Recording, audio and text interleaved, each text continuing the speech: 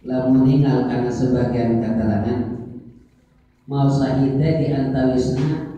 punten anu kabakar eta debat mau sahid anu jadi beuteung terus maot punya di beuteung na maot sahid sahid eta anu nyaeta ngalahirkeun terus maot anu ngalahirkeun ibuna ngalahirkeun terus maot sahid anu katinihan huruf longsor eta sahid anu titeuleum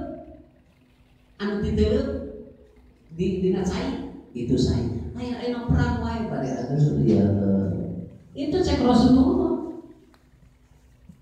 jadi anu jadi beuteung maot sahid itu nah ini sahid nu kadua anu kadua nu katilu anu ngalahirkeun nu kaopat anu katiga apa anu kalima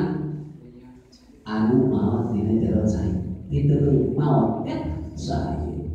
lima anu ulah aya seperti kitu nya tara mah ente tadi ibadah sujud ka Gusti Allah aya kitu Pak kitu nya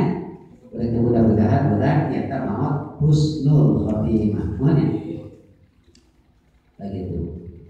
Jadi di masalah syahid mah lain urang angkat senjata urang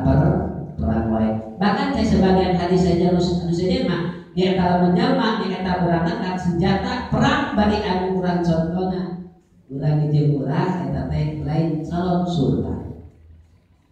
lain calon surga calon neraka gitu